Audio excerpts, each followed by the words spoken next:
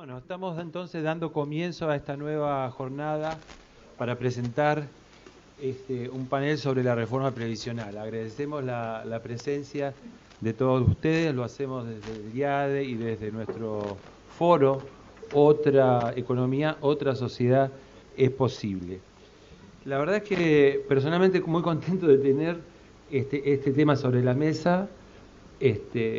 Seguramente incentivado porque hay un gobierno inspirador todos los días inspira una nueva, digamos, unas nuevas preocupaciones, una discusión muy álgida en distintos temas. La reforma previsional, las cuestiones previsionales son digamos, no sé. Perdón, estoy muy peticista con eso. Ah, un problema técnico. Ese es el trono de acá, del alma parte del instituto. Es otra cosa. Las cuestiones previsionales son como una diosa que siempre permanece en tensión, ¿no? Sobrevive en tensión. Personalmente encantado de tener un panel sobre temas previsionales en el instituto, como no lo teníamos hace varios años, y máxime cuando tenemos un panel muy notable. Primero queremos presentar a Laura Goldberg, que es socióloga y que tiene una historia con muchos trabajos, una frondosa historia profesional sobre la historia de la seguridad social en la Argentina. Entonces para nosotros es un honor tenerla por acá. Combinados con un poco de juventud, primero con Balassini, Juan Ignacio Balassini, que es de esta nueva fundación Germán Abdala, que entiendo hicieron un trabajo sobre cálculos, sobre números de la propuesta previsional en la última ley, que es de propuesta por Macri, y que es el tema de esta noche. Y Nico Boskin, un compañero acá de la casa, de la comisión directiva del instituto, que también ha escrito un bellísimo libro sobre la seguridad social en los tiempos del desarrollismo. Así que bueno, con todo eso tenemos para comenzar. Yo te pediría que yo lo único aporte que podría hacer en este contexto es esta noticia que me llegó antes de ayer, porque este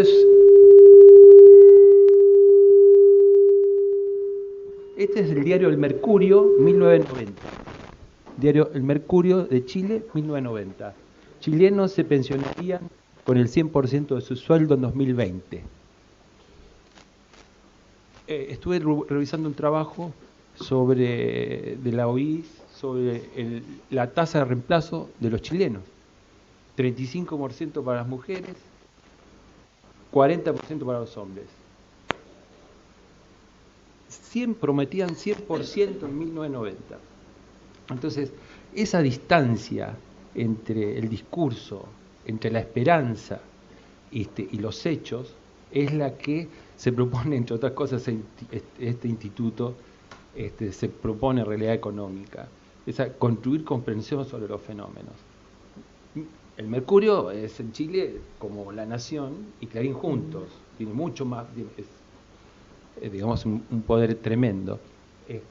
Ellos ahí hablaban de cuestiones que por supuesto eran falsas, nosotros lo sabíamos en esa época, pero bueno, ganaron en cierta medida la batalla ideológica, y hoy los chilenos están puestos de pie porque las pensiones en Chile son del régimen de capitalización, régimen privado, son nefastas.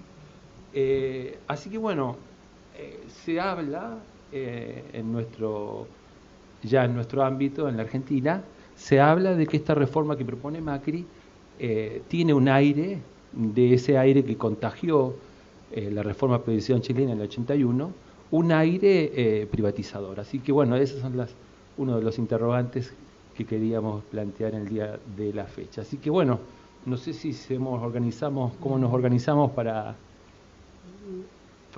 tratar el asunto. Como gusto, no sé, como quieran. Laura, ¿querés empezar?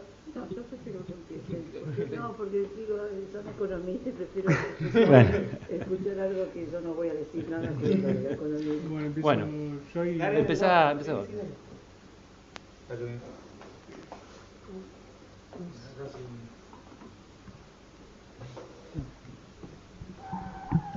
¿Se escucha? Bueno. Bueno, antes que nada, buenas tardes a todos. Gracias por la invitación a discutir este tema que hemos trabajado algunos desde hace menos tiempo que otros, pero todos con bastante intensidad y una renovada preocupación por lo que viene aconteciendo en estos últimos meses, motivados por este proyecto de reparación histórica a los jubilados, que hay que ver cuánto tiene de reparación, cuánto histórica y a cuántos jubilados. Son todas las comillas que realmente habría que ponerle al proyecto, que ya es ley y va a avanzar en su implementación en los próximos meses. Nosotros, desde la Fundación Germán Abdala, que lanzamos hace un poco tiempo, un par de meses, este es casualmente el primer trabajo que hicimos. En realidad es el documento número 2, el primero fue una discusión sobre el modelo económico de Cambiemos, pero la coyuntura nos obligó a publicar este primero, porque justo estaba el debate en diputados.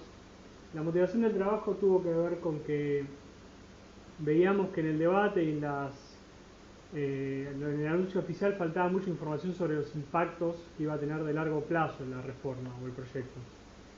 Se le preguntó muchas veces al titular de ANSES, el titular no contestó con suficiente precisión, entonces decidimos desde la Fundación empezar a hacer los números nosotros, con toda la dificultad que implica hacerlo obviamente desde afuera del ANSES. Así que esto es lo mejor que pudimos hacer, obviamente es perfectible. Así que voy a pasar el documento, después se los puedo pasar para que lo lean, tiene bastante de proyecciones y un poco de matemática. Yo voy a ir a los números más generales y a los lineamientos generales para no hacer demasiado extensa la exposición. La motivación un poco lo que les comentaba, ver el impacto que realmente tiene en largo plazo el proyecto, ver hasta dónde puede generar una tensión en lo que es el financiamiento de la Seguridad Social y en particular el FGS, el Fondo de Garantía de Sustentabilidad. Y quizá más de trasfondo, ver hasta dónde este proyecto puede configurar un escenario de tensión en las cuentas del ANSES que nos lleva a una situación similar a lo que fue la reforma del 94. Allá para el 94 lo que uno se encontraba era que todo el debate era la Seguridad Social está totalmente desfinanciada. Ya en el 92 había estado el debate del 15% de la coparticipación, que fue al ANSES, donde perdieron las provincias recursos coparticipables. Y la reforma del 94 básicamente tuvo dos grandes conceptos o componentes que todos ya conocen. El primero es la reforma estructural, que llevó a un sistema con dos pilares, la privatización parcial del sistema. Y los otros elementos son lo que se llaman las reformas paramétricas, que quizás son menos citadas a veces en la literatura, pero básicamente fueron un aumento de 10 años en la cantidad mínima de años de aporte. Teníamos antes 20 años de aporte y pasó a ser 30, y se aumentó la edad de jubilación de las mujeres y de los hombres. Esas dos son reformas que nos parecen bastante relevantes porque hoy pareciera que la economía política ha blindado, o aparentemente en el corto plazo, la idea de una privatización del sistema, pero no hay una gran discusión sobre posibles reformas paramétricas. Entonces es conveniente tener en cuenta las dos cosas presentes para dar la discusión hacia el futuro. Entonces eso es un poco la motivación general del trabajo. Lo que a nosotros nos interesaba puntualmente era no pensar en el impacto que tiene el pago de los montos adeudados a los jubilados, que eso de algún modo el gobierno lo subsanó con los ingresos por el blanqueo, que conforme fueron pasando las semanas fueron cambiando sus estimaciones y que hoy realmente es bastante incierto cuánto puede ingresar. Pero de algún modo nosotros pensamos en suponer resuelta esa discusión de cómo se va a pagar lo que se le debe a los jubilados y a cuántos jubilados es, y empezamos a pensar en cuál es la tensión que tiene el sistema hacia futuro una vez que hay 2.400.000 o el número que uno considere de jubilados. Nosotros consideramos el que era oficial porque no había otro número de consenso. Pero ¿qué pasa cuando esos jubilados tengan un mayor haber y empiece a operar la ley de movilidad sobre esos jubilados? Eso genera obviamente una mayor tensión en los gastos del ANSES, ya en lo que sería el flujo, la dinámica, ya no en el stock. Como este tema está bastante invisibilizado en la opinión pública, dijimos, bueno, vamos por este lado, que no hay mucha información y mucho debate sobre este segundo aspecto. Entonces, nosotros nos focalizamos en ver cómo le pegaba el flujo del ANSES, abstrayéndonos de la discusión de cómo se pagan los montos adeudados. En definitiva, lo que vemos es, considerando los 2.400.000 que dijo el oficialismo, sobre el cual nosotros tenemos tantas dudas como casi toda la oposición de que realmente sea ese número, y considerando un aumento en promedio de 45% sobre su haber actual, que también hay que ver si realmente es 45%. Digo, acá hay muchas suposiciones, muchas preguntas. En el debate en diputados hubo varios diputados que han estado bastante metidos en este tema, que han llegado a decir que no eran 2.400.000, sino 300.000 jubilados nada más. Otros han dicho que eran 700.000. La verdad que no hubo ningún consenso claro al respecto, así que de la Fundación optamos por ir por el número que dijo oficialmente el gobierno y eventualmente que el gobierno salga y diga, no, en realidad no eran 2.400.000, sino que eran 300.000 jubilados. También entendiendo que había 2.400.000 jubilados que iban a creer que iban a tener un haber notablemente superior al que tiene actualmente y posiblemente eso no exista. El otro día hablábamos con compañeros del ANSES y nos decían que las agencias del ANSES están explotando de consultas de jubilados que se beneficiaron con la moratoria o que están cobrando la mínima, que directamente van y dicen, por ejemplo, cuándo nos va a llegar el aumento del 45%. Entonces, el tema es bastante problemático por la dificultad o la falta de buena comunicación que ha habido. Entonces, ese es un gran tema de debate que se irá viendo con el tiempo conforme vaya publicándose las altas o el gobierno vaya informando cuántos jubilados se van a ver beneficiados. Entonces, ese es un poco el punto de partida. El segundo gran tema que nos planteamos en la Fundación era, tratemos de ver el equilibrio del ANSES de acá hacia varios años adelante. Lo llevamos hasta el 2030 por poner algún punto de cierre, pero uno podría llevarlo hasta el año que quisiera. Obviamente, cuanto más hacia adelante se vaya, más audaz se vuelve el ejercicio. Pero esto obviamente requiere tener un escenario macroeconómico, porque el ANSES obviamente tiene sus ingresos anclados o vinculados a cómo evoluciona el mercado laboral, sobre todo cómo evoluciona la informalidad, el desempleo, la actividad, cómo evoluciona la economía en términos de crecimiento, la inflación y el resto de las variables macroeconómicas. Así que lo que hicimos ahí esencialmente es plantear todo un escenario macroeconómico al 2030. El gran tema que había acá es cómo iba a ser ese escenario. Nosotros obviamente desde la Fundación tenemos una idea de lo que puede ser las consecuencias económicas del macrismo. Nos parecía quizá un poco inconveniente para la discusión plantear nuestro escenario macroeconómico, porque cualquiera nos iba por decir del gobierno, bueno, tu escenario macroeconómico es demasiado pesimista y por eso es que los números no te dan. Así que decidimos explorar los límites del optimismo y plantear el mejor escenario macroeconómico que uno puede considerar posible de acá al 2030 y ver si con ese escenario, que es todo lo mejor que se puede, y con este proyecto de ley, los números del ANSES pueden cerrar. Entonces, ese fue un poco el lineamiento general del trabajo. Acá está un poco el repaso de las principales variables. Básicamente es un crecimiento del 3,3% acá al 2030, o sea, durante 15 años seguidos. De vuelta, dudamos seriamente que el macrismo sea posible hacer esto en 4 años siquiera. Cuánto dure el macrismo es otra discusión. La inflación suponemos que se va a reducir de forma abrupta después de un 2016 que es muy difícil de poner abajo del 35-40%. En realidad debería estar bastante arriba del 40% ya por los últimos números que han aparecido. Pero suponemos que tiene una notable desaceleración. Suponemos que no hay nuevas devaluaciones de acá al 2030. Suponemos que el salario real crece de forma constante hasta que llegue un momento donde se ameseta. Suponemos que el mercado de trabajo mejora constantemente, el desempleo cae constantemente, la informalidad pasa del 30% al 20% en el 2030. Suponemos que la tasa de actividad crece por un aumento de la participación de mujeres. Y suponemos que obviamente la recaudación tributaria crece, sobre todo la vinculada al ANSES, porque tenemos un mercado de trabajo mucho más vigoroso, con mucha menor informalidad. Entonces, este es todo nuestro planteo macroeconómico. Y sobre este planteo es que nosotros definimos los ingresos del ANSES. Sobre este planteo es que nosotros obviamente definimos, en base al salario y en base a la recaudación, la ley de movilidad jubilatoria. Y también, en base a una informalidad que va cayendo, suponemos el resto de los componentes que hacen al ANSES. Acá, por ejemplo, está la participación de jubilaciones. Lo que tenemos en verde clarito es la jubilación mínima, que se mantiene más o menos por la mitad de los jubilados. Lo que está en el azul oscuro, que es una línea fina que está en el medio, sería esta pensión universal que plantea el proyecto. El proyecto es muy opaco en algunos de los parámetros de la pensión, después tuvo bastante discusión y modificaciones en la discusión en el recinto.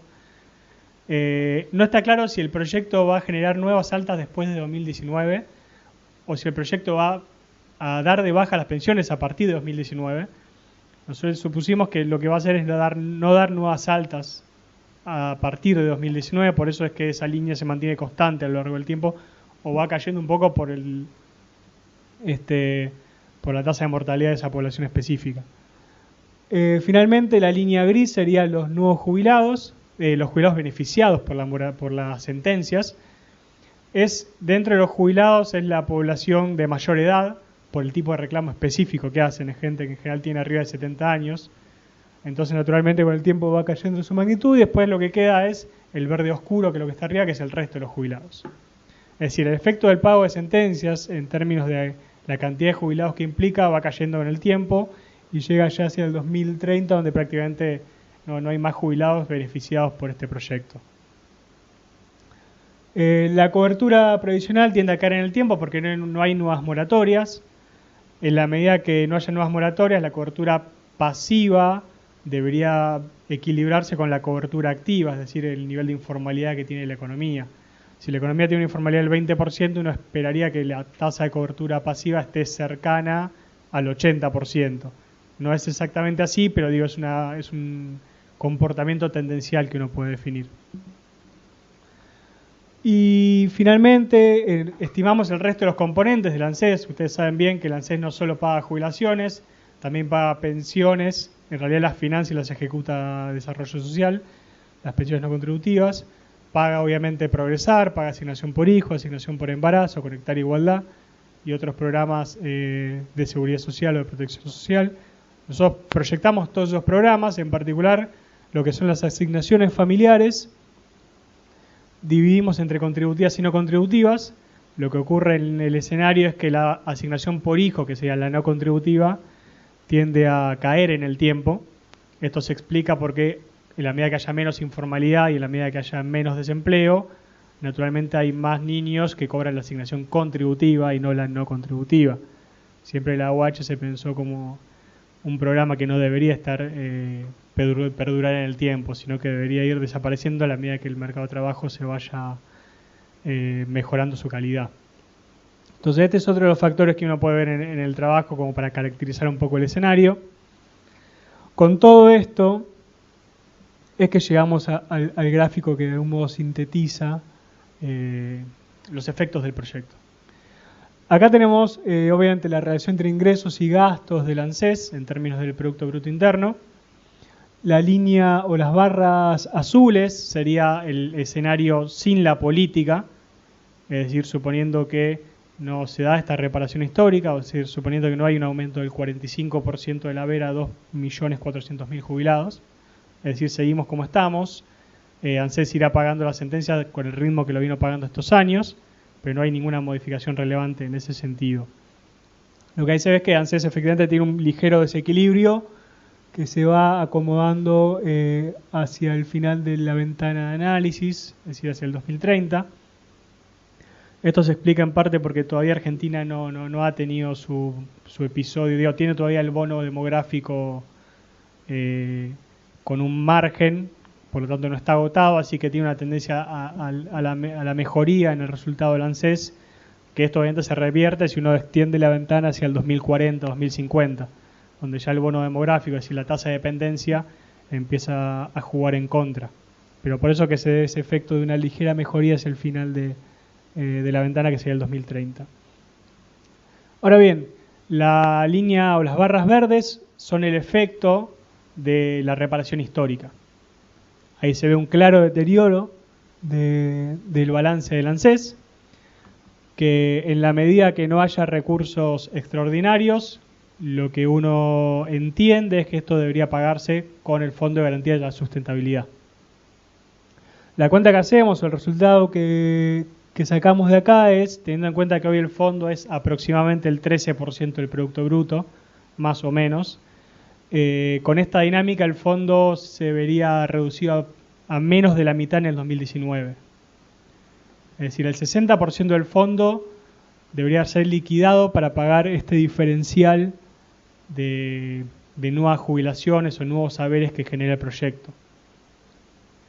Y es por eso que empezamos a reflexionar sobre cuál es la consecuencia final del proyecto, independientemente de cómo se paguen los montos adeudados, que es lo que les dije al comienzo.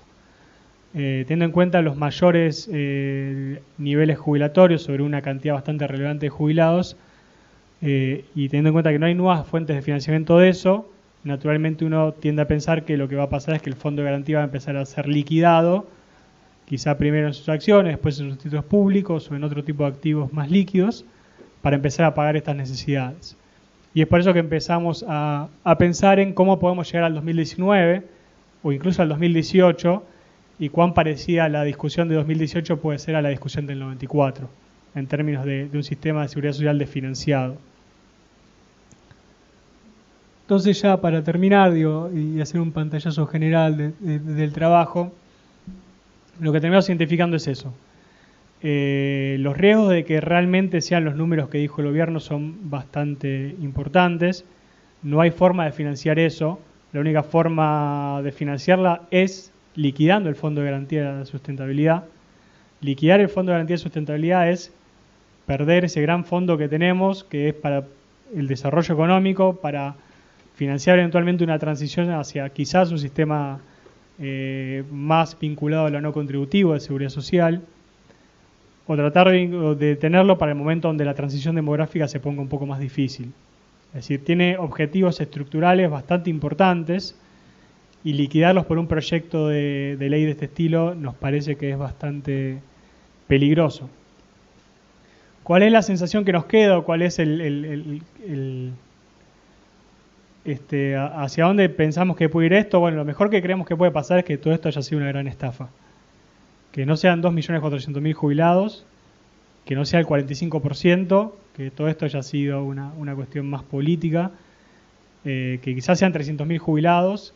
Después habrá que ver cómo se resuelve eso políticamente, porque realmente la ilusión que nos contaban los compañeros del ANSES el otro día en la Fundación, que tienen muchos jubilados que van a la SUDAI a preguntar por el tema, hay que ver cómo después se resuelve políticamente, sobre todo habida cuenta de la pérdida de poder adquisitivo que ha habido estos últimos meses.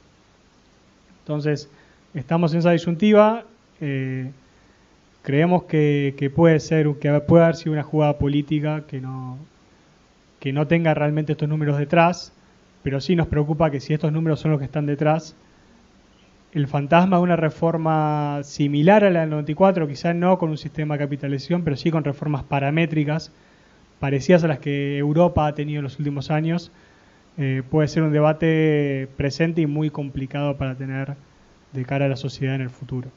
Así que bueno, eso es más o menos los temas que venimos trabajando de la Fundación y que les queríamos presentar. Muchas gracias. Muchas gracias, Juan.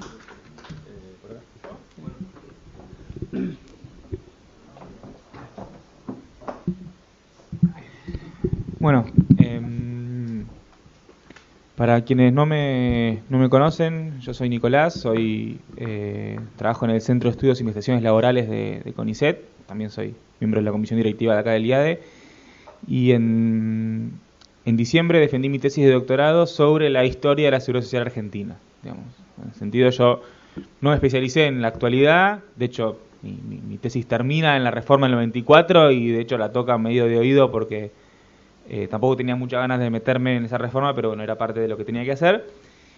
Y lo que yo he trabajado, en lo que yo me he especializado, es en el análisis de los discursos sobre las políticas públicas. Soy un economista medio raro en esos términos, digamos. O sea, me dedico a estudiar discurso público, me dedico a estudiar en qué sentido las ideas económicas se expresan, se plasman, se pueden hacer visibles en distintos discursos públicos, sobre todo en lo que tiene que ver con las políticas públicas. Y elegí a la Seguridad Social como una política pública en la cual trabajar, intentar ver si en las reformas de la Seguridad Social y en las propuestas de reforma de la Seguridad Social se podían plasmar determinadas ideas económicas a lo largo del tiempo.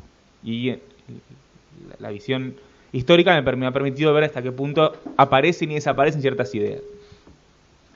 En ese sentido, digamos, no me considero alguien que está especializado en temas estrictamente previsionales, pero de cualquier manera, digamos, a lo que yo puedo contribuir, digamos, he trabajado en una tesis de doctorado sobre eso, pero digamos, mi fuerte tiene que ver más con el análisis de la teoría económica detrás de las ideas económicas en las políticas públicas. Mi idea era focalizar en lo que es en este proyecto en particular, en lo que es la propuesta de la pensión universal, en lo que es el tipo de discurso legitimador de esa propuesta que se presenta en reemplazo de las moratorias. Y para eso lo que me interesa a mí, y esto obviamente voy a tomar muchas cosas que he leído de Laura en varios textos de ella con los que he trabajado para mi tesis, tiene que ver con hacer un seguimiento de cierto largo plazo respecto a la relación entre la cobertura previsional contributiva y no contributiva en la historia argentina. Y en ese sentido lo que por ahí puedo empezar planteando es entender que históricamente en la Argentina la protección contributiva y no contributiva estuvieron separadas. Institucionalmente separadas, políticamente separadas, discursivamente separadas. Que el peronismo fue quizás los primeros gobiernos peronistas fueron el momento en el que con mayor claridad se expresó eso en una política de seguridad social para los jubilados ordinarios y otra o para los trabajadores formales y otra política de protección o asistencia social para los sectores que no estaban inscriptos en las lógicas de la seguridad social y el trabajo formal. De cualquier manera, yo tampoco me especialicé en ese periodo, pero lo que me interesa plantear es que en lo que tiene que ver particularmente con el sistema previsional, las demandas que surgen a partir de mediados de la década del 50, en lo que uno puede definir en gran escala como el amplio abanico del desarrollismo, en sentido amplio, lo que empieza a aparecer es la necesidad de la homogeneización. Como que el reclamo permanente es hay que homogeneizar el sistema porque el sistema es demasiado heterogéneo. Estamos en la época de las cajas sindicales, intervenidas por el Instituto Nacional de Previsión Social de formas relativamente poco claras, con distintas edades y distintas leyes y distintos criterios para cada sector, donde el reclamo principal era ese y obviamente otro reclamo fuerte tenía que ver con la crítica al peronismo por el hecho de haber usado los fondos de las cajas para otros fines, pero bueno, esa crítica va a ser recurrente en general. Pero lo que voy es que, en principio, después del golpe del 55, desaparece de la agenda política la protección no contributiva, o por lo menos desaparece cualquier tipo de pretensión de vincularla con la agenda contributiva, de intentar pensar qué pasa con todos los ancianos que no están cubiertos, que durante el peronismo habían tenido un trato más bien desigual, y esto empieza a estar en gran medida por fuera de la agenda, al punto de que se empiezan a reivindicar ciertos momentos históricos como algo parecido a lo que ahora aparece como reparaciones históricas, en situaciones en las que no tenían nada que ver con la protección ni siquiera cercana a lo universal. Me refiero, por ejemplo, a la sanción de la ley 14499 en el año 58, que es la que crea el 82% móvil, que es presentada y debatida como una ley que va a ser la panacea para los jubilados, y sin embargo estamos en un momento en el que aproximadamente, no tengo datos, pero más o menos entre un 30 y un 40% de los ancianos estaban sin cobertura en Argentina en ese momento. Pensemos que todavía no habían empezado a jubilarse todos los trabajadores del comercio y la industria que habían accedido al sistema contributivo con la creación de las cajas en el año 46, o sea que es un momento de muy baja cobertura previsional. y se presenta de cualquier manera como una reforma que va a ser la panacea de los jubilados. En el medio hay un montón de ancianos que no tienen cobertura y a nadie parece importarles demasiado. Y a nadie parece importarles demasiado en gran medida porque, por lo menos hasta donde yo pude entenderlo, porque estamos en un marco de un paradigma cultural y un paradigma de sentido común que está asociado a las utopías del pleno empleo y a las utopías del desarrollismo como utopías del pleno empleo. Sentido de entender que, de cualquier manera, institucionalmente no va a ser necesario que haya, por lo menos en el mediano o largo plazo, algún tipo de régimen especial para jubilados que no hayan aportado lo suficiente, porque a ninguno le va a pasar eso. Porque en una economía que crezca, que se desarrolle, que se industrialice, que aumente su productividad, lo que va a pasar es que todas las personas van a tener trabajo y entonces todas las personas van a hacer una jubilación ordinaria. En ese sentido, lo que yo he identificado para el periodo que va desde principios de los 50 hasta mediados de los 60, es que no solo hay una utopía del pleno empleo, en el sentido de que todos sabemos que en el futuro vamos a tener pleno empleo, entonces no hay que aplicar políticas demasiado específicas para sectores desamparados, porque total, esa gente de cualquier manera va a conseguir trabajo, sino que además hay una confianza un tanto ingenua en que el pleno empleo se va a conseguir con la mera reproducción del crecimiento económico. En lo que no hay que hacer demasiado más que la economía crezca, canalizar ahorros, inversiones extranjeras que sean correctamente conducidas, digamos, los paradigmas del desarrollismo en un sentido más clásico, y que en ese sentido los derechos sociales han de ser reconocidos, legitimados. Tenemos el 14 bis en el 57, tenemos un permanente discurso de que los trabajadores tienen derechos, uno entrará a discutir ahí hasta qué punto decían eso, sobre todo los funcionarios, para quedar más o menos bien en un tiempo de proscripción política, o hasta qué punto también eso era parte de las condiciones de la propia acumulación del capitalismo argentino, que a fines de la década del 50 empleaba el triple de trabajadores en la industria que en el agro, y la industria era puramente mercado internista, ¿no? Hasta en qué sentido los derechos sociales eran una condición de esa economía en proceso de industrialización. Pero en los 60 lo que empieza a pasar también es que empiezan a presentarse muchos proyectos de código de seguridad social que van a intentar responder no solo al mandato constitucional del 57 que les dice hay que hacer un código, sino sobre todo a este reclamo permanente de el sistema es muy heterogéneo, hay que homogeneizarlo, hay que hacer un código que ordene todas las leyes, que todos los jubilados estén bajo el mismo régimen. Y en esos proyectos que se presentan en la década del 60, que obviamente no se aprueba ninguno, pero se presentan un montón, yo los estudié, lo que aparece es alguna pequeña mención a la necesidad de protección no contributiva. Bueno, empiezan a decir, bueno, también hay algunos ancianos que no tienen jubilación y hay que ver qué hacemos, y ya que hay un código para todos, bueno, vamos a tratar de darle algún sentido.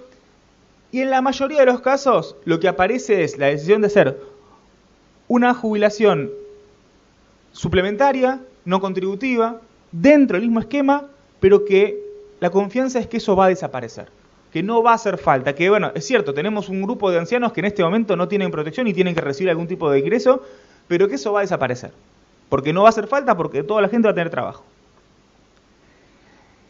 A mediados de los 60, las utopías del pleno empleo y el desarrollismo empiezan a girar, en un giro que no es solo argentino, sino latinoamericano en general, que tiene que ver con empezar a reconocer que el crecimiento económico no va a generar por sí solo bienestar social. Que no es que la economía crezca, canalizar inversiones, aumentos de productividad, aumentos del nivel de empleo y eso soluciona los problemas, porque empieza a reconocerse que la heterogeneidad estructural de la economía argentina y de las economías latinoamericanas en general es mucho más, una carga mucho más pesada que la que había entendido el desarrollismo de los 50. Básicamente entender que había sectores que incluso en los periodos de alto crecimiento económico, en la década del 50 o de la década del 60, que es una década de alto crecimiento en general, no habían recibido los beneficios de ese crecimiento. En América Latina en general está asociado a sectores rurales, pero en Argentina, digamos, es una gama más heterogénea de qué sectores son las que estarían en ese lugar. Y entonces la reforma previsional empieza a reconocer en sus demandas, las demandas por una reforma de las jubilaciones, empiezan a reconocer la necesidad de algún tipo de política heterogénea. Quiere decir, si en los 50 teníamos una sociedad que tendía a la homogeneización y para llegar a la homogeneización tenemos que tener una política de homogeneización, en los 60 se entiende que para llegar a la homogeneización la política tiene que ser de heterogeneización. Tiene que haber políticas específicas para ciertos sectores, porque si no, no va a llegarles el bienestar que viene con el proceso de crecimiento económico. Y ahí vuelven a aparecer un poquito la necesidad de algún tipo de pensión no contributiva, sobre todo para sectores rurales. Esto está bastante claro en lo que va a ser el programa se llama Programa de Seguridad Social que se lanza a fines del año 73 en el gobierno de Perón, desde la cartera de Bienestar Social. Va a haber algo de esto en el Plan Trienal de Reconstrucción y Liberación que lanza en diciembre de 73 el Ministerio de Economía del gobierno de Perón, donde aparece presentado como un plan con metas sociales y con políticas sociales. Digo, para un plan de desarrollo, un plan con un énfasis fuertemente en política social, era novedad, porque el eje está puesto en este lugar, en entender que el proceso de industrialización sustitutiva que había vivido Argentina en los últimos 30 años había sido beneficioso, pero había presentado contradicciones que estaban empezando a salir a la luz. Que las contradicciones del proceso de industrialización sustitutiva, que se expresan en el conflicto político, pero que en la década del 60 se entendía que iban a ser pasadas por arriba con el crecimiento del empleo, de la productividad y del ingreso. Digamos, como que cualquier conflicto político que haya, conflicto distributivo, conflicto político-social, un conflicto distributivo, se solucionaba con un crecimiento más amplio. A fines de los 60 esto empieza a mostrarse que no va a ser así, se agudiza el conflicto, y en este marco el propio desarrollismo tiene que pensarse como en esta clave de heterogeneización. Quiere decir, buscando la homogeneización hay que hacer políticas heterogéneas. Esto desaparece con la dictadura militar, digamos, cualquier tipo de pretensión de una política no contributiva en la dictadura militar desaparece completamente, vuelve a aparecer en los 80, en el contexto de la crisis, y vuelve a aparecer en los 80 principalmente porque la destrucción del salario real que habíamos vivido en dictadura generó que incluso muchos de los jubilados que tenían una jubilación igual estaban bajo la línea de pobreza, incluso cobrando una jubilación. Y esa es la principal novedad de la década del 80. Y en la década del 60 teníamos un montón de gente que no cobraba jubilación, pero los que cobraban jubilación no eran pobres. Tampoco eran millonarios, la mayoría, pero no eran pobres. En la década del 80, y esto va a repercutirse sobre todo en los 90, empieza a haber gente cobrando jubilación igual estando bajo la línea de pobreza, por lo que fue la política económica de la dictadura militar, que tuvo como principal característica la caída del salario real. No tanto todavía la caída del aumento del desempleo, y muy tenue por ahora el aumento de la precariedad laboral. Básicamente el principal efecto tiene que ver con el salario. Y en ese marco de la década del 80 se empieza a discutir, bueno, tenemos que hacer algo porque tenemos un montón de gente que no tiene cobertura o que la cobertura que tiene no le alcanza. En ese sentido, la agenda no contributiva, cuando hablo de agenda no contributiva digo que ciertos sectores pongan sobre la mesa la necesidad de crear una protección no contributiva, institucionalizarla y darle algún tipo de marco. Esta agenda en los 80 está directamente asociada a la crisis económica, está directamente asociada a la crisis del sistema, y apenas empiezan a repuntar ciertas alternativas para el sistema vinculadas con otra posibilidad, se apaga. Y esto tiene que ver con el surgimiento del año 87-88, que empiezan a proliferar las propuestas de reforma para privatizar y crear un sistema de capitalización. Desde antes de que asuma Menem, empiezan a proliferar estas propuestas que van a llegar a la reforma en el año 93 para regir el año 94. Y lo que pasa en los 90 es que lo que encontramos es que la protección no contributiva vuelve a agenda en la clave neoliberal que conocemos, en la clave de políticas asistenciales, políticas con contraprestación, políticas focalizadas, políticas que no paguen demasiado, porque si pagan mucho el mercado se enoja. Y obviamente, ¿qué contraprestación se le puede pedir a un anciano? Si justamente una de las características que tiene como grupo etario es que la dificultad para tener una contraprestación laboral. Entonces, en la década del 90, en lo que es, sobre todo en la segunda mitad, la expansión de un montón de políticas sociales no contributivas asociadas a la lógica del asistencialismo neoliberal, a la lógica del Banco Mundial, los adultos mayores quedan por fuera, o en gran medida por fuera, justamente porque no son la población objetivo del propio Banco Mundial. Acá uno agregaría, porque no solamente no pueden dar contraprestación laboral, sino porque tampoco son un sector que tenga la capacidad de tirar demasiadas piedras contra un edificio público, generar un piquete, un incendio, que es lo que le preocupaba en ese momento, digamos. Hay que contener a la población, también hay que contener a la población potencialmente conflictiva, porque había que darle cierto orden al sistema, y pareciera que los adultos mayores, por más que tuvieran mucha capacidad de movilización, y de hecho lo han tenido durante toda la década del 90, no eran demasiado peligrosos. Lo que aparece con el kirchnerismo y con las moratorias, y acá voy al eje central de lo que quería plantear, es el reconocimiento de que la población adulto mayor no cubierta era un grupo, digamos, que esa falta de cobertura está asociada a un problema estructural. Y a un problema estructural que no se va a resolver. Digamos, ya en el año 2002, cuando se lanza en el gobierno de Duhalde el plan Jefas y Jefes de Hogar, se reconoce la emergencia social y se lanza un plan social parecido al de los 90, pero que no era focalizado. Pero, de cualquier manera, un plan con las mismas características de los 90. Cuando se crea el plan Familia ese año 2004, ahí sí hay un cambio sustancial en la concepción del plan social, que tiene que ver con entender que hay una gran cantidad de población que no va a ser empleable bajo los mismos términos de lógica del mercado de trabajo, sino que va a ser inempleable o que tiene cuya falta de ingreso genuino, pongámosle, cuya falta de un salario, no está asociada a una cuestión que se va a resolver rápido, sino que a problemas estructurales mucho más profundos. Y dentro de ese grupo aparece la población adulto mayor, de hecho hay una línea del plan Familia que se llama Plan Mayores, que tiene muy pocos adeptos. Y cuando se lanzan las moratorias, se lanzan desde el reconocimiento de que efectivamente una gran población adulto mayor estaba sin cobertura por problemas estructurales, y esos problemas estructurales de alguna forma había que comprenderlos. Hay varios elementos que aparecen jugando en el medio. Uno importante es el hecho de tener una política económica que tiene claras pretensiones de activar la demanda por la vía del gasto. El consumo de la población adulto mayor es una vía para incrementar el gasto e incrementar el empleo a partir de lógica más bien keynesiana. Y esto está muy claro en el planteo, no tanto de las autoridades de ANSES en ese momento, sino sobre todo el planteo del propio presidente Kirchner.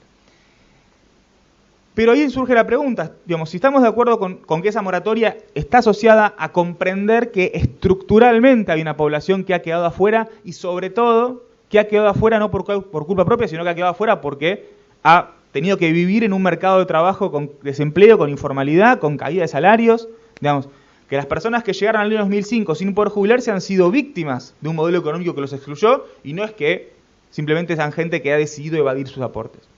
En ese contexto, de cualquier manera, se lanza la moratoria.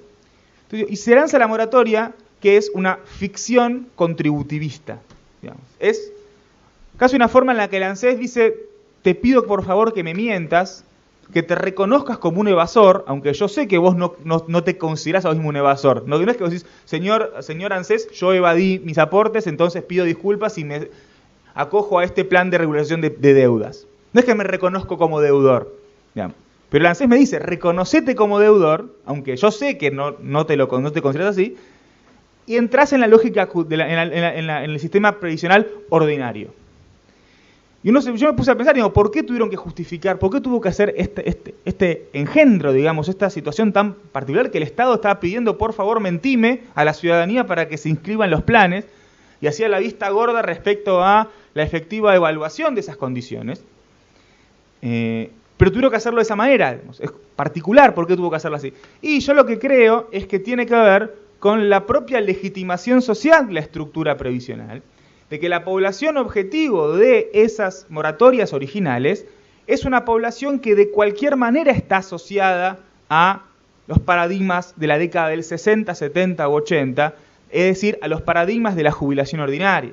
Digo, en un caso muy claro, mi abuela recibió la moratoria y mi abuela nunca habría aceptado recibir un plan social. Digamos, nunca hubiera ido a la fila del Ministerio de Desarrollo Social a pedir un plan social. Sin embargo, la moratoria es como que no le causaba tanto problema. Y en este sentido es que, digamos, el caso de mi abuela en particular, pero digamos, que tiene que ver con que no se pensó como un plan para pobres, no fue presentado como un plan para pobres. De hecho, en la práctica no fue presentado de ninguna manera, digamos. De hecho, el nombre Plan Nacional de Inclusión Previsional con el que se dio nombre a las moratorias del 2005, es un nombre que se inventa en el 2007 en la campaña presidencial de Cristina y la campaña de gobernador de Scioli, donde en la campaña presidencial iban con la camioneta de ANSES a sumar a la gente a las moratorias. Pero digo, es una forma de adaptarse a las lógicas legitimadoras que había tenido la protección social. Entender como que, bueno, tenés que ponerle la lógica, bajo la lógica tiene que estar entendido bajo una lógica de una jubilación ordinaria y no como una jubilación para pobres. Desde acá, lo que yo le puedo decir es, qué lástima, habría sido el momento ideal para directamente romper con el sistema contributivo y pensar una política universal en serio, donde en realidad todos estén incluidos en una lógica no contributiva. Yo como economista habría estado más contento con eso. Sin embargo, entiendo que el hecho de haber pensado una política no contributiva al interior del sistema contributivo, una ficción contributiva para una política que en la práctica es no contributiva, lo que permitió fue generar una política relativamente universal, prácticamente universal, que no segmentó socialmente a pobres y a no pobres. Y esta creo que fue la gran virtud de las moratorias. Digo, más allá de los objetivos que tuvo en términos de demanda efectiva como política keynesiana de gasto, o los efectos que tuvo en términos de política electoral, haber ido con el camioncito de la ANSES en la campaña del año 2007. Me parece que a los efectos de pensar los derechos sociales, bueno, pensar que la política previsional puede ser una política inclusiva y al mismo tiempo homogeneizadora institucionalmente,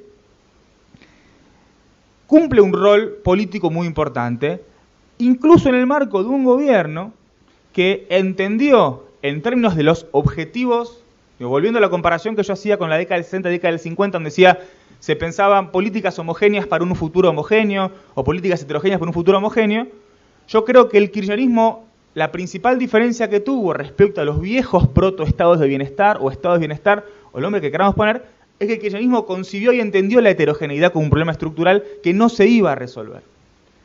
El kirchnerismo, por el contrario, intentó políticas heterogéneas para un futuro o una utopía de una Argentina heterogénea, pero con todos adentro.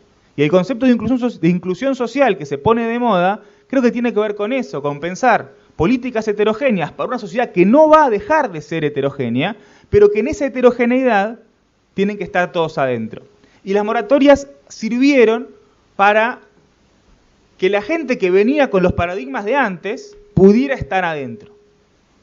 Que la gente que tenía un paradigma que era otro, digamos, que no era el paradigma de la heterogeneidad, sino que venía con el paradigma de la sociedad homogénea, bueno, pudiera estar incluida, incluso no podría decir, recibiendo un plan social contra su voluntad, porque nunca le pidieron que se dé un plan social.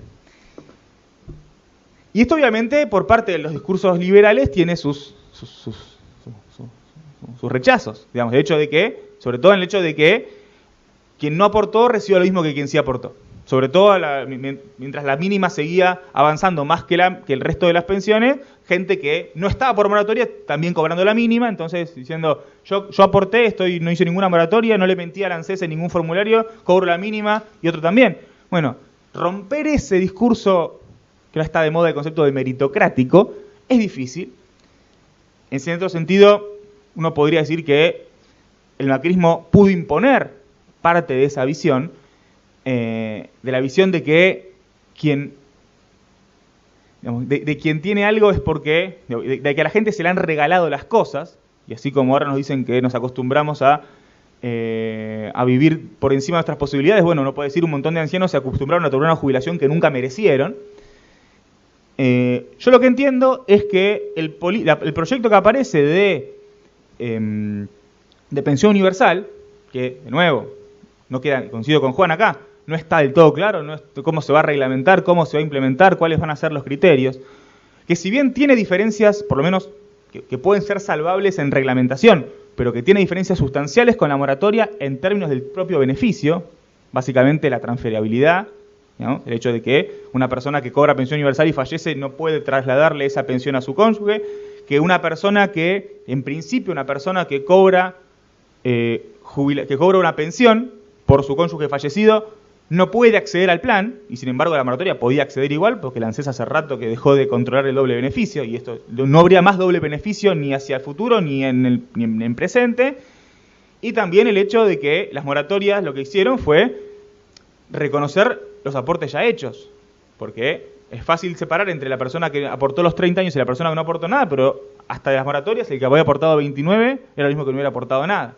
Y con la pensión universal va a pasar lo mismo, digamos, haber aportado 29 es lo mismo que no haber aportado nada. Igual vas derecho a la pensión universal y te toca para siempre el 80%.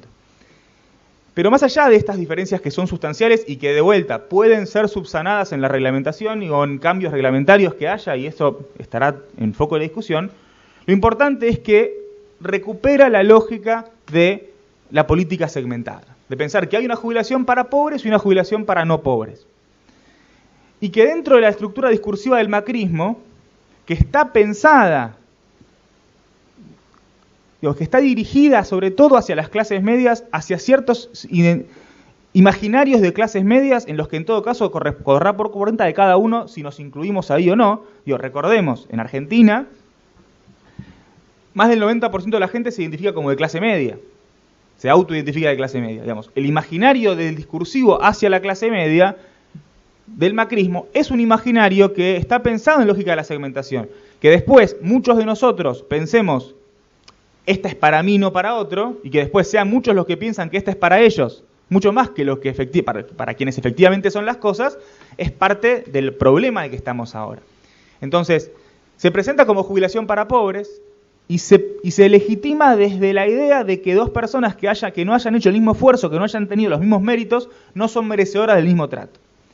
Y eso es un retroceso gigantesco en términos de pensar una política de derechos sociales que reconozca la heterogeneidad desde una lógica de inclusión. Lo que hace el macrismo, en cierto sentido, es entender que la lógica de la heterogeneidad, que en todo caso todavía no me queda muy claro si el futuro al que apuntan es un futuro con o sin heterogeneidad, pero que el discurso es un discurso donde la heterogeneidad tiene que estar fundada por fuera de la inclusión.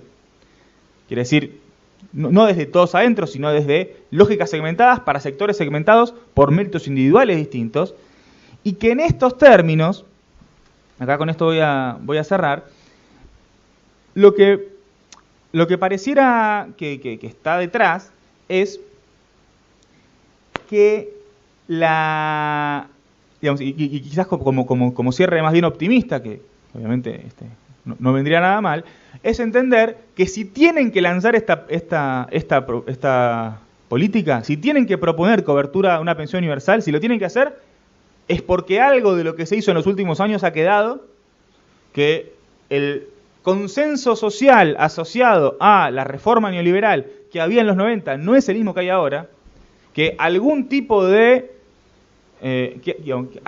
legitimación de las políticas de inclusión social ha quedado presente, que haya hecho no solo que la agenda de la CFJP esté lejos, básicamente no porque no quisieran hacerlo, les encantaría, pero porque no tienen la legitimación social para hacerlo, sino que además tienen que dar una respuesta a los ancianos que están sin cobertura. Respuesta que no le importó para nada al gobierno de Menem hacer, que no estuvo en agenda, pero cuando hacen la reforma, ellos lo tienen que hacer. Si lo tienen que hacer es porque algo quedó, porque no pueden no hacerlo, porque algún tipo de idea de que cualquier anciano merece tener una vejez digna y algún tipo de ingreso, por lo menos quedó, y eso me parece que es algo para festejar. Aún así, me parece que en la disputa por los sentidos, por los significados, el hecho de que el kirchnerismo no haya aprovechado la oportunidad para romper con el contributivismo, la fundamentación contributivista, con la lógica bismarckiana, digamos, que no lo haya hecho, quizás es lo que ha alimentado en algún punto la posibilidad de que el discurso meritocrático liberal haya podido retornar. Pero bueno, de vuelta, son contrafactivos que no podemos controlar. Simplemente me parece que vale la pena darle una mirada a este tipo de políticas desde una visión de los proyectos de país y de los discursos legitimadores y entender hasta qué punto que tengan que hacerlo, que un gobierno como el de Macri tenga que lanzar la propuesta de una pensión a la vejez no contributiva, significa que algo se ha hecho relativamente bien en el pasado como para que lo tengan que hacer. Pero bueno, eso es un poco el cierre. Gracias. Gracias, Nico.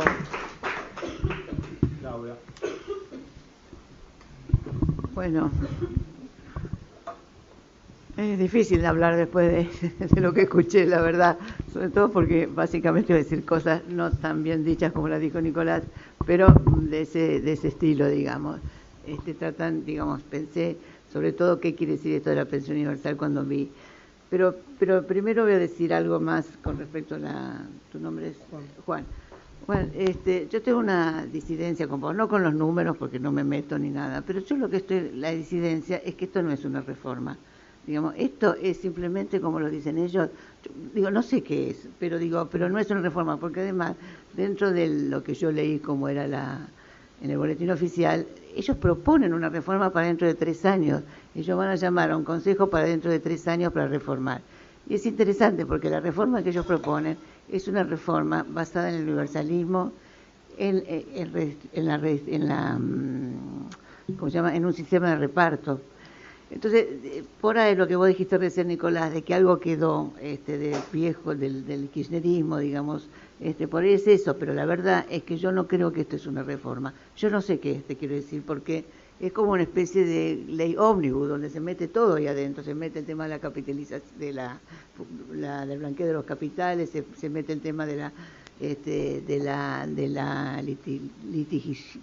litigiosidad se mete todo ahí adentro. Entonces, entonces yo la verdad no lo considero una reforma. Creo que ellos tampoco lo consideran una reforma. Entonces, digo, y no me parece que es poca esa diferencia porque me da tiempo a la gente a hablar sobre el tema, a discutir, a hacer debates como el que estamos hoy acá, y visibilizar el tema, ¿no? Yo digo, yo quería también decir cosas parecidas a las que decía Nicolás con respecto al tema de la pensión universal. Efectivamente, es una manera de decir, mire, hay pobres y hay ricos en el mercado laboral, en la vida activa y en la vida pasiva. Siempre, digamos, esa segmentación está.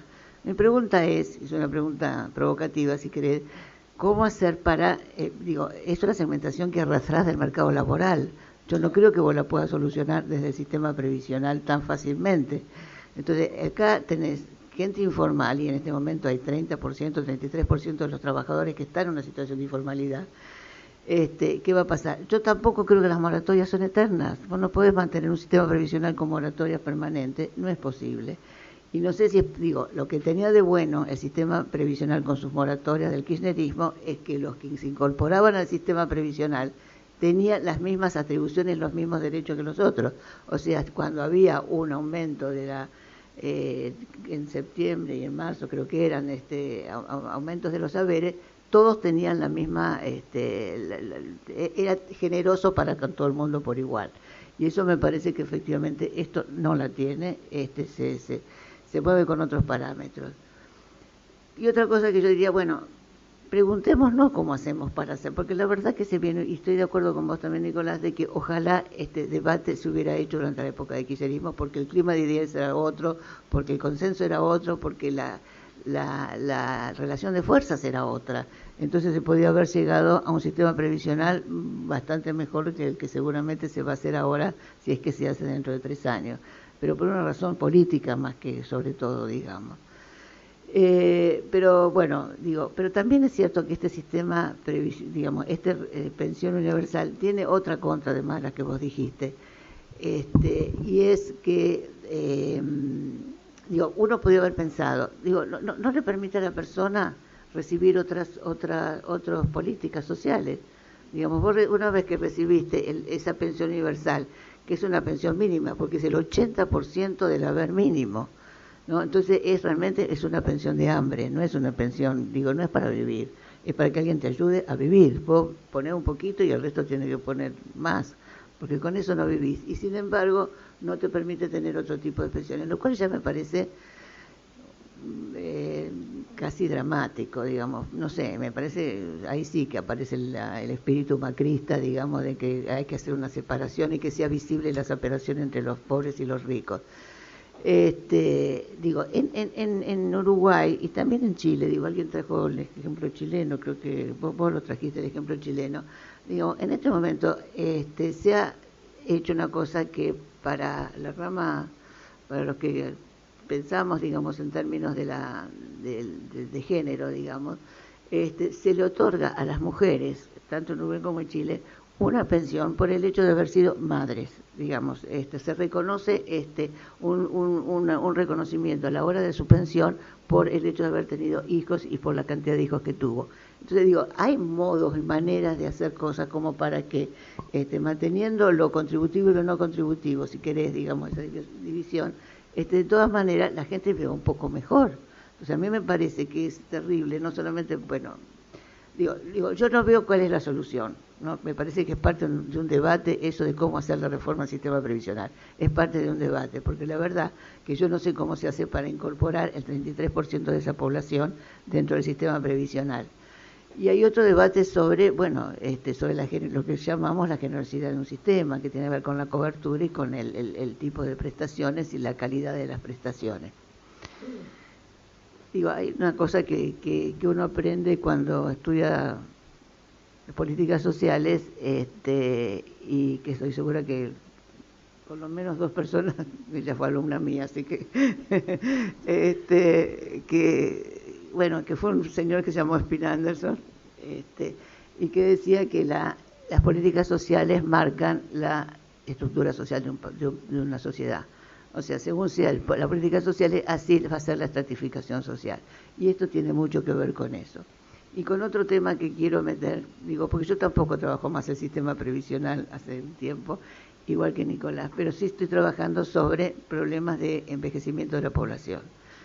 Entonces, hay un tema que aparece ahora en este país, que es un país con una sociedad que está envejeciendo cada día más, sobre todo en algunas ciudades, como es la ciudad de Buenos Aires, que va a tener, y sobre todo el tramo, digo, yo tengo acá números, pero no se los voy a decir porque porque me parece que importa más el concepto que el número, digamos, que el tramo de edad que más crece, más rápidamente crece, o sea, que más incide en el conjunto de la población, es el tramo de edad que va de 75 para arriba, porque aumentó mucho la esperanza de vida, lo cual es una buena noticia, porque implica muchas cosas, pero también es un problema para la seguridad social, para las políticas sociales. Esa franja de edad de 75 y más va a requerir cada vez más cuidado de terceros, o sea, va a ir perdiendo autonomía, va aumentando los grados de dependencia, etcétera, etcétera.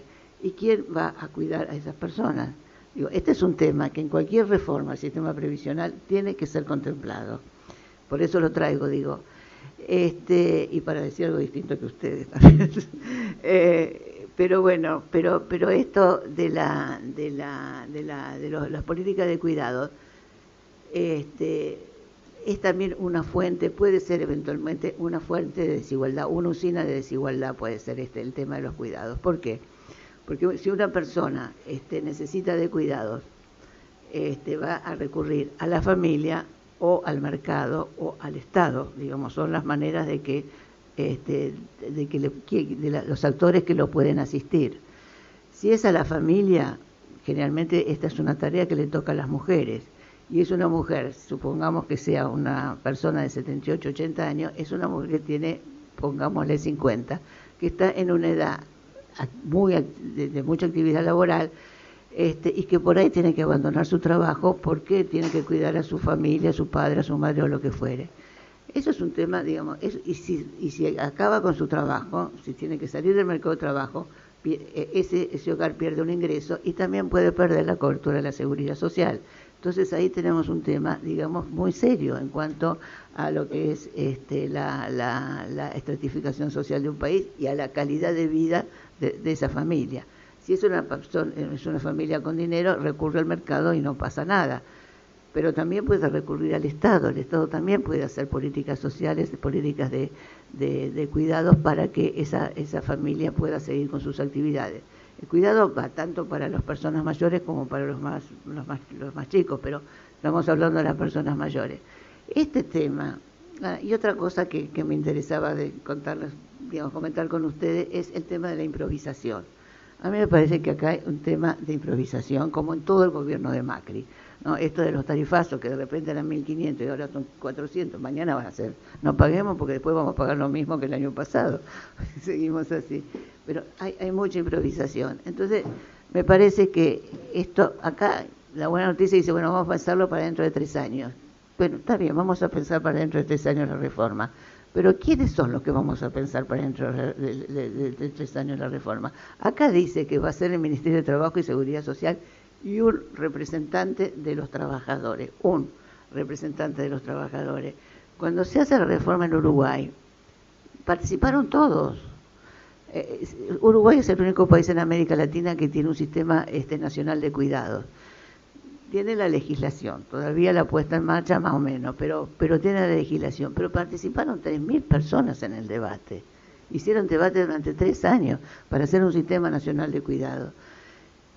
Porque la verdad que tiene sus bemoles. Entonces me parece que nosotros tenemos que hacer lo posible para visibilizar el tema de la reforma del sistema previsional y también del tema de los cuidados. Yo no tengo una mirada como vos económica. A mí me llama la atención algunas cosas más desde la política, como por ejemplo, ¿por qué ahora aparece con tanta urgencia el tema de la litigiosidad? Como decía Nicolás, el tema de las deudas del sistema previsional se viene arrastrando de la década de los 60 por lo menos de la década de los 60. Digamos, cuando Frondizi le pide la plata al sistema previsional, que fue en el año 58-60, y es ahí donde ya empieza a entrar en problemas. En el comienzo de los 60 el sistema previsional estaba con problemas serios. Entonces, no es un problema nuevo. Digamos, el sistema previsional es un sistema con problemas financieros siempre. Ahora, ¿por qué ahora aparece con tanta la emergencia de la litigiosidad? No entiendo por qué hay tanta emergencia. Pero bueno, es un problema político y además yo creo que es porque quieren hacer algo con el blanqueo de capitales y con me parece que va por otro lado y tiene poco que ver el sistema previsional, pero me parece que es tarea de todos nosotros como ciudadanos, poner el tema en la agenda y poder discutirlo lo más posible, tanto el tema estrictamente previsional como el tema de los cuidados. Me parece que ambos temas merecen ser, porque hace al bienestar de la gente y porque hace a la estructura social de un país. Si queremos tener un país dualizado, va a pasar una cosa que es lo que quiere Macri. Si queremos tener un país más amplio, donde haya un país como era la Argentina antes, con una amplia clase media, etcétera, etcétera, tenemos que pensar otro tipo de reforma. Pero también es cierto que los problemas son mucho más que en la década de los 60. ¿No es cierto? Tenemos otro mundo, tenemos otra globalización, tenemos otra economía y tenemos el 34% de la población fuera del mercado de trabajo. Esos son temas y problemas que quería compartir con ustedes.